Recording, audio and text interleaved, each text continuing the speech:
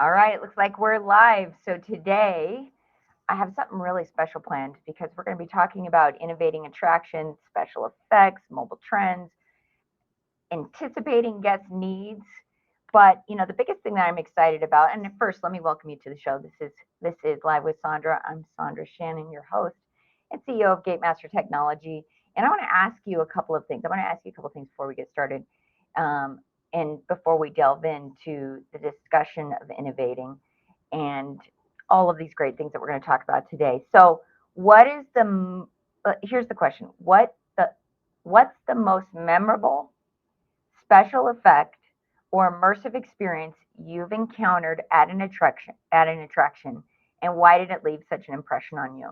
I want you to leave your answers in the comment section because I'm really curious to hear what that is. So the question is, what is the most memorable special effect or immersive experience you've encountered at an attraction, and why did it leave such an impression on you? And leave that in the comments because today I want to welcome to the show two of my industry friends. I'm very proud to call these two my friends because they are doing some really, really cool things in supporting attractions and helping them create the memories and experiences that our guests have come to know and love, and a really big part of what we're doing. And please, let's welcome to the show Nathan and Caitlin Hodges from Froggy's Fog.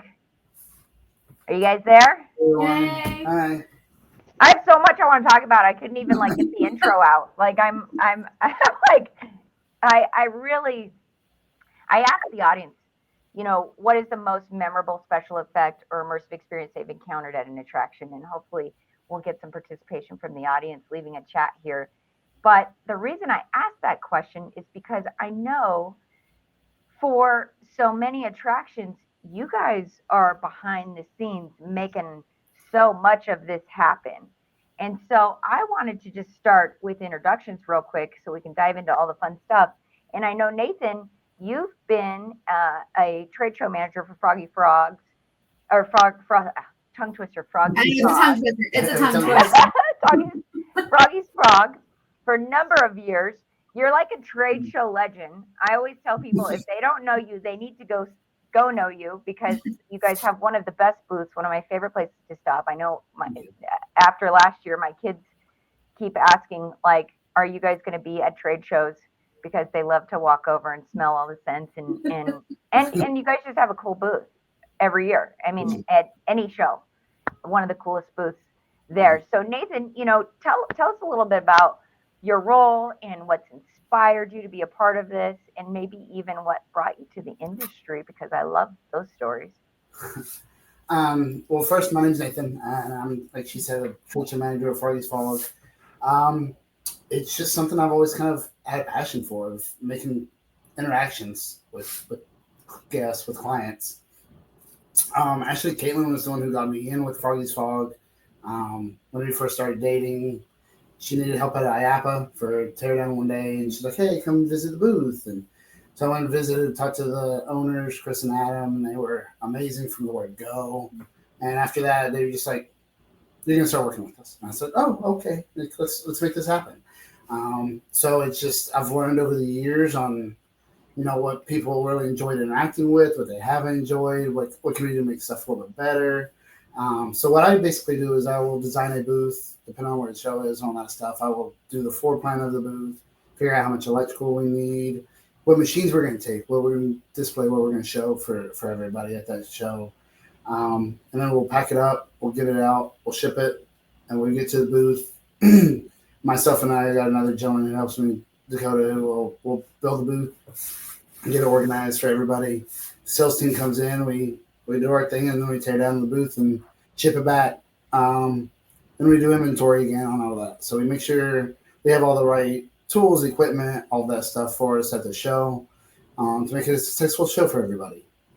Yeah, and I love your booth every time I see it, all the changes that you make from time to time. But I mean, it's no joke, all the things that you have to probably make sure you're handling in order to create like that. Yeah, I mean, your booth is a fully immersive experience Hmm. Absolutely. Yeah. at the show. So I mean, there's there's a lot of work that goes into organizing that for sure. And also helping these attractions and parks see, all that it is that you guys do to support them. So, this is what this show's about, is the people supporting the attractions.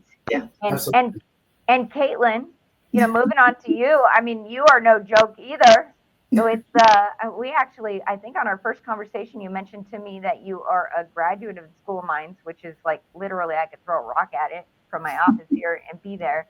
But I know that what that speaks to is that you are one of the geniuses behind all of those fun smells and things that you have over there. And I'd love it if you tell the audience a little bit about who you are and what kind of brought you here and what interests you in attractions. I know some of us just end up here, but I always say once you start working with attractions, you kind of become a lifer. Yes, fact on that one. So I'm Caitlin Hodges. Been with Froggy's Fog officially full time. We have just crossed the 4-year threshold mark, but previously I was with them while I was still working for major theme parks down in Florida since 2011, and I'd come in and help them with trade shows, everything like that. But my interest in the attractions industry goes back to literally when I was 4 years old on the streets of Disneyland. I looked at my parents and said, I'm going to work here one day. And, your parents go, oh, that's so cute. Good for you. And then, sure enough, 2011 rolled around, graduated college, and got an internship with the Walt Disney Company and went to Florida and never looked back. So was down there for almost 10 years. Working for the Walt Disney Company, all through the Walt Disney Company, every which way direction, you could be. I went from guest services to guest communications to IT to food and beverage to, I was everywhere. And then COVID happened, world shut down. Froggies did not shut down. They actually expanded during that time because they did a massive pivot and they went into making hand sanitizer. So that's sort of the Froggies started off in 2005 making fog fluid. They grew. They knew they did not want to lay their employees off during COVID. They pivoted. They figured it out. And instead they grew the company. And then that's when Nathan came into play. Them knowing we had operations experience and having the operation literally grow overnight. It tripled, quadrupled. They turned hand sanitizer on March 27th of 2020, and overnight they got 46,000 orders. Wow. I mean, I wasn't going to talk about that, but that is one of my favorite stories that you tell because it really speaks to the resiliency of this industry, the people in it, and what we had to do to make sure we could all still be here today. Because I mean, I don't always share my experience, but it's very similar in so much that we had to pivot. We had to be thoughtful about the actions that we were taking in order to make sure that we could still be here for the parks and the attractions that we were supporting. And I think that really says a lot about who you guys are as people in a company. And I think it shows the how far we've come in just 4 years. Like literally looking back and going 4 years ago, we didn't know if the attractions industry was going to survive, what was going to happen. And in looking at it, and the attractions industry is growing. I mean, I have seen it. Last year saw exponential growth. This year, already seeing that exponential growth. Already seeing it's not slowing down. It's just continuing to grow. The immersive experiences are changing. They're growing. There's more and more immersive experiences happening all over the country.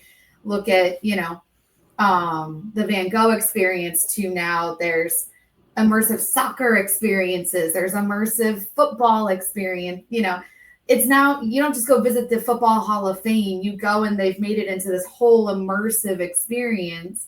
And it's fun that we get to help out with that. It's fun that gets to be something that we are able to work with, that it's not just about concerts, theme parks, and haunted attractions anymore. There's so much more out there that's happened. And a lot of that came out of COVID because people were, we were all stuck inside. So we were figuring out how, when we're not stuck inside, how can we change the industry? What new technology can we bring?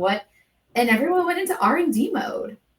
Yeah. I think that one of the biggest things that I'm seeing too is like the demand for experiences, because, COVID brought so many of us home. We were stuck behind our screens, and the demand for like real life experiences, not just the immersive experiences just add that like extra layer of excitement, I think, for everyone, but just being out in community with other people and doing things away from like the day to day that so many of us needed to escape during that time and still do. I mean, let's be real, how much time we spend on our phones, Yeah. those times that we get to go to visit attractions and have experiences. And actually, that reminds me of something. Last week in my stories, I posted something about going to Disneyland and smelling the pirate smell on Pirates of the Caribbean.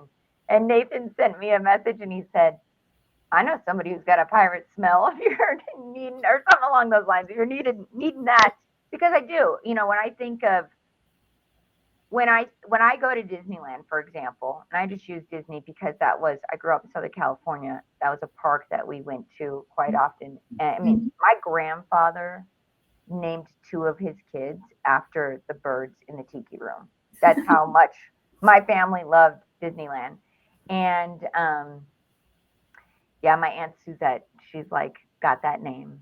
So everybody's always like, is that a family name? We're like, nope. Tiki room. So, but when I go to, let's say, the Pirates of the Caribbean, I mean, it instantly brings me back to so many experiences and memories that I've had with families. And, in my research for this show today, I was looking at, what is some of the, and Caitlin, you probably know a lot about this, what is some of the research that's been done with regards to scent and memory, and how scents trigger memory. Like, we know for sure that's what's happening with the brain.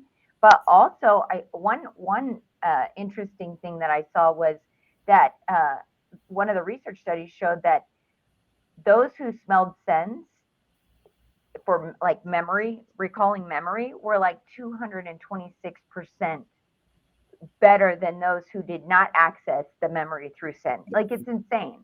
And, that kind of leads me to my next question, which is, how do you see the use of fog and scents and snow evolving in attractions in the coming years? And, what are your thoughts on that? Because I know you guys are firsthand providing that experience and like embedding those memories through memory or through smell, right? And scent is your largest memory recall sensory kind of trigger. So scent is what triggers, smelling something is what's also going to trigger your, stomach saying I'm hungry. That's why when you step into, we're going to go back to Disneyland, why when you step into a Disney theme park and you smell popcorn and you're like, oh, I am kind of hungry. It's because it's triggering the muscle memory type of thing for the stomach to say, hey, I'm hungry. And that's why, Disney uses scent everywhere. Yeah. I'm just going to be honest on that one. When you're stepping into a theme park, there's a scent machine, like on the popcorn machine. It's a little secret for you. They're we're not trying to expose the secrets here, guys, but spoiler alert. Spoiler alert. But it's because it's that trigger, it's that memory, it's that, you saying you went and you smelled the pirates and it brought back the memories. That's because that's your scent is what is helping store the memories in the brain. So it's just, and the use of it has grown exponentially because as people have used scent, or perfect example is haunted attractions or family fun centers or anything like that, bowling alleys, all of those type of places, when they put scent at the, like, let's say you have a laser tag arena and you go and you put cotton candy or popcorn or chocolate chip cookies scent in that room where you're kind of taking all your gear off and you have a concession stand, you're going to see a growth in your concession stand sales, because once as they smell it, they're like, oh, yeah, maybe some popcorn does sound really good, or maybe a chocolate chip cookie. You might not even sell that in your concession stand, but now you've just triggered them to go to your concession stand and go buy an item. So that's where we're seeing a lot more of that, because as we have taught that, a lot of people are like, oh yeah, last year my haunt, I saw, 18% increase in my concession stands. And it's because the last room before they exited that haunt, before the concession stand, they had, they pumped a scent in there. So we're seeing a lot I love of that. I love that we're sharing this with people, because I think that so many of the attractions, even that I serve, they're trying to figure out ways to get people to want to invest in their experiences, and part of that is the food, right? Right. And Oh, absolutely. trigger that after they go run through a laser tag arena and they're sweating and they've just worked out. I mean, you might get a little famished, so you might need those scents to remind you to replenish yourself. But it's funny. Speaking of laser tag, I love that you brought that up. Did you know I started in laser tag? Yeah. Yeah. So I started it with QZAR and fog machines. And one of my most favorite scents is fog. Mm-hmm. I know that sounds weird, but when I smell it, it brings back so many fun memories of, as a GM of a family entertainment center. And it just brings back so many fun memories for me of a time, an old time ago. We talk about the pirates. Every time I smell that smell, all of a sudden I can hear my dad singing, yo ho, pirate's life for me in my head. It was like one of my best memories. So I really love this conversation, and I love what you all are doing. Can you, I know you're kind of Caitlin, one of the minds behind some of the scents, and can you tell us a little bit about that process? I'm just curious if. Yeah. So we actually just last year we redesigned all of our scent. We have not only did we redesign the scent, we also added about 12? About 12 new scents to our. So Pirate Ship is one of our new scents that came from a few different customers over the years saying, hey, I'd love a pirate ship scent. I do a lot with escape rooms. They might have like an escape the pirate ship, like some type of pirates themed escape rooms. Escape rooms love scent. Haunted houses love scent. I mean, I'd say scent's going in everywhere now because it's so versatile. It's an easy addition, and it's an inexpensive addition to your attraction to just create a whole nother level of immersiveness. So we redesigned all of our scent last year. I can't take credit that I do all the chemical, I'm not a perfumer, but I do have an amazing perfumer who, the funny part, this goes back to the COVID world, COVID days. He actually owned his own lighting design company, a production company out of Chicago. When the world shut down, he decided he was going to learn how to be a perfumer, and literally took the basement of his house, built an entire lab, learned how to be a perfumer. And he is now my perfumer. But it's great because he also has a production background. So he's very in tune with what the needs of our clients are. So when we redesigned everything, it's very realistic, very in tune. Before we could only have about 20 of our scents go through fog machines. Now every single scent can go through a fog machine, which is amazing.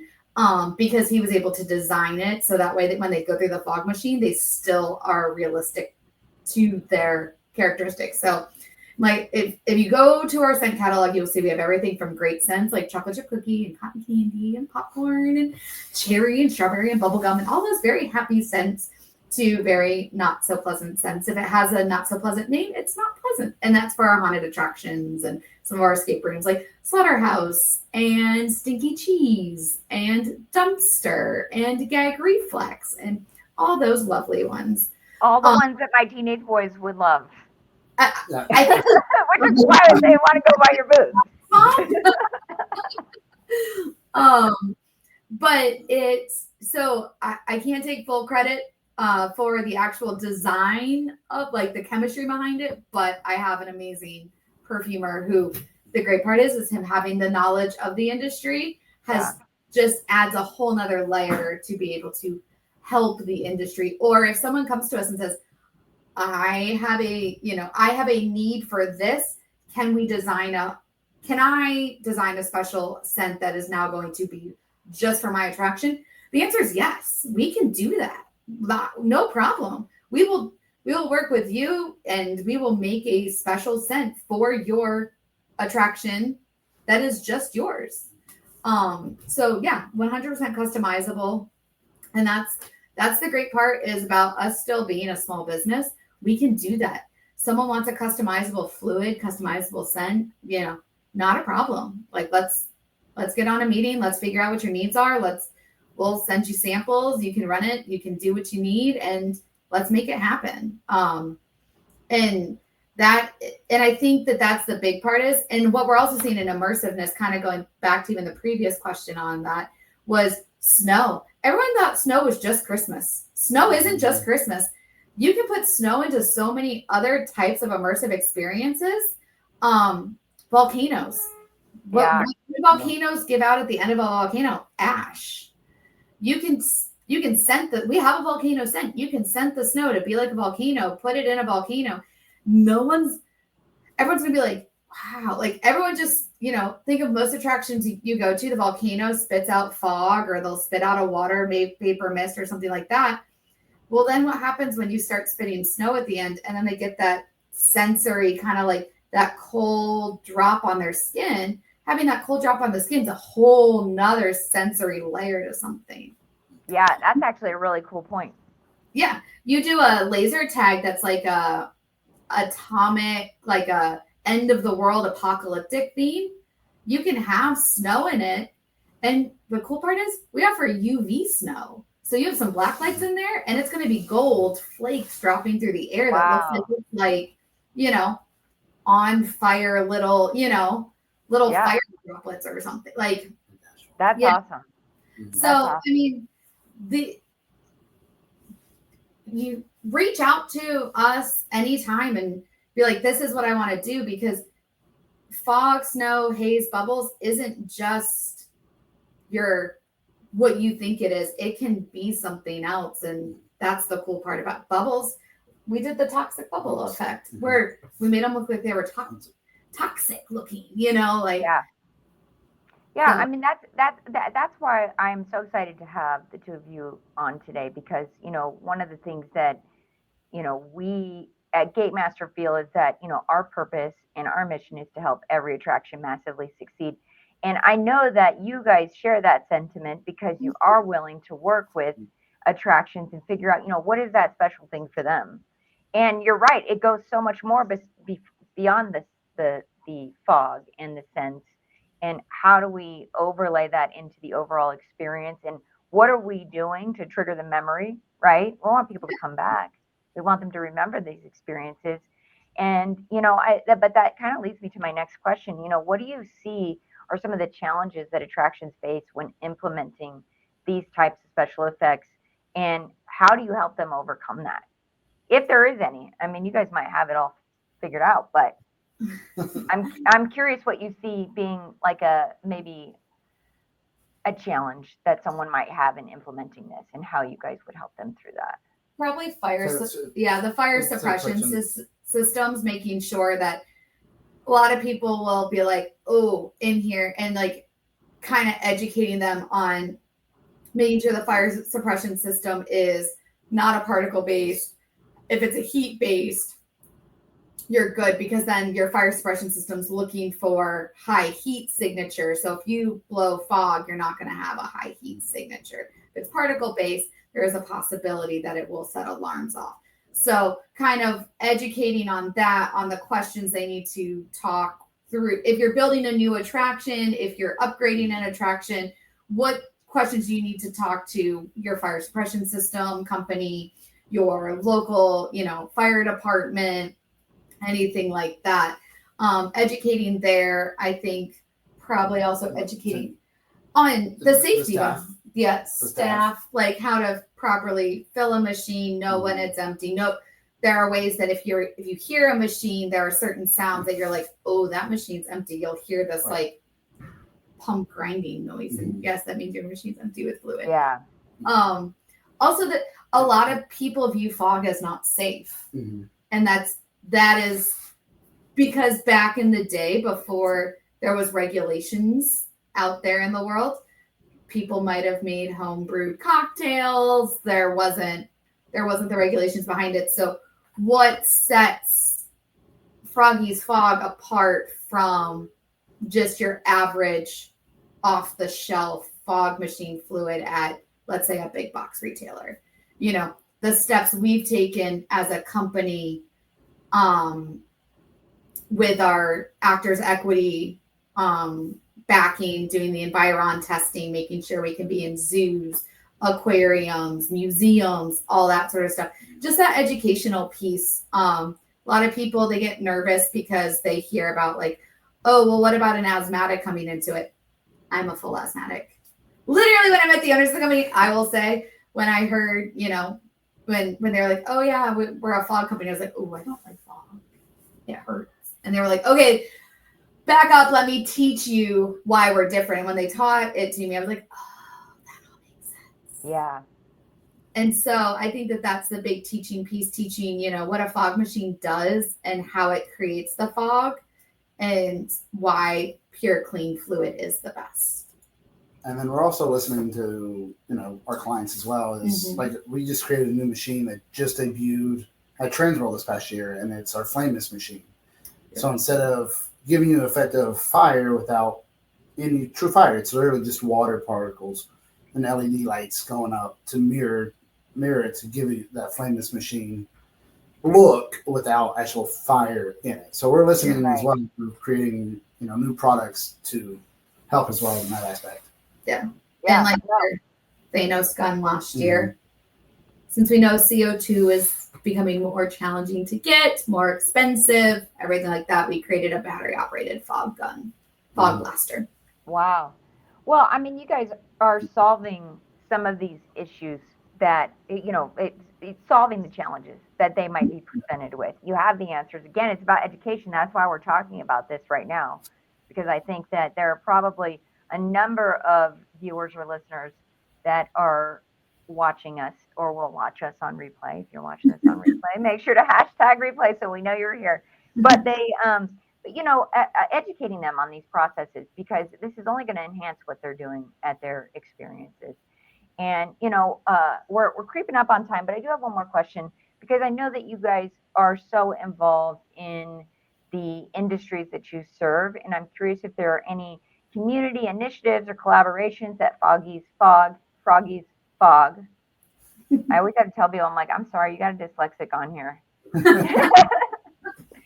Froggy's Fog has been involved in supporting the attraction industry. Is there anything big like that you've got going on that you can talk about?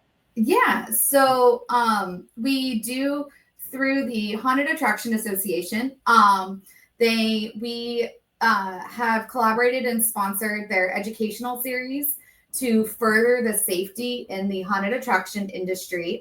They offer different types of courses. So if you are in the haunted attraction industry, escape rooms, anything like that, they have what's called the chaos classes. And it actually, a lot of attraction insurance companies actually will, if you do that, then it'll go towards like discounts in your premiums and all that stuff. But we sponsor their educational series. We also offer, through the haunted attraction industry, scholarships. So we sponsor a scholarship for those that are furthering their education in the attractions industry. It doesn't matter how you are, if you're going to school for, business, hospitality, sure, but you're looking to further education for, attractions. We do offer scholarships there. We work with many fire departments. We have a whole other aspect of the company called our training smoke side. So we do work with fire departments for their safe training. So that way they're not having to train in real fire scenarios. We have a whole fire training line. We work with the military, all that sort of stuff. So that's kind of, and then just a lot of, people can reach out and, if we have the ability to do it, whether it's, maybe a gallon of fluid or something, like we try to work with as many companies as possible, because we want to make sure that everyone's safe in, their offerings and educating, on that safety. So Yeah, no, I love that. And, this is so important that people know that there are folks like you who can help them enhance these experiences. You guys are involved in community, you're involved in the industries. I know haunted attractions are a big one for you guys, and that is one of my partners, her favorite as well. I just don't like jump scares. I'm afraid, you know what I mean? Like if I could handle jump scares, I would be all in. But I can't even watch a scary movie. I don't have the heart for it, I guess. I don't know what it is, but I know that you guys are really actively involved in that particular segment of the industry and that they are taking advantage of so many of these things that you're providing. But you're right, it is so much about education. And this is a big reason why I was excited to have you here, because I know even on, our ideal client is a water park, theme park, museum, zoo. Like you said, you can use this safely in zoo. They still have the need for that enhancement to the experience. And, I want to thank you both for being here and educating us. How would someone get a hold of you? What's the best way? And also tell us where you're going, because I know you've got some fun events planned, but also you guys are on the road all the time. We are. What you're doing. So where can somebody catch you? We are on the road for the next 3 months. We are home road. So the best way to reach us is honestly, you can visit our website, which is froggiesfog.com. You can also email, I would actually say, because we are on the road so much right now, email sales, SALES, at froggiesfog.com. You can say, hey, I watched the live with Caitlin and Nathan and Sondra. Our great customer service team will get those emails over to us. But that way, or be able to help you in that moment, just because we just literally got back on Monday from Philadelphia. We were at East Coast Haunters Convention in Philadelphia. We leave on Saturday to head down to Miami, where we are getting on a cruise ship with about 50 other people that are all in the Christmas and haunted attraction industry. Where every year, first week in May-ish, we always do a big kind of group cruise where it's kind of like just a bunch of us all coming together, because we're about to hit our busy seasons, our build seasons, for us, it is our busy season because we're helping all the attractions get ready for their seasons. And so it's just kind of a big kind of get together, friends all kind of go on this cruise. And then we literally come back from that. Then we're on the road for, Chicago, Vegas. I will be down in Ocala with you, Sondra, and Jake at the Florida Attractions Association show. So, but yes, just email sales at froggiesfog.com. Let them know you watched the live, and they will work to get the email over to us and be able to answer your question or anything like that. And, that's going to be the best way, just because we are on the road so much. Yeah, I know you guys are on the road a lot. I mean, I'm on the road a lot, but I think you got me beat. So we chat back and forth. Every time I talk to you guys, you're somewhere doing amazing things, though. And like I said, it is always one of my favorite booths to stop by, not just because of the two friendly faces that you have. And I do consider you both my friends.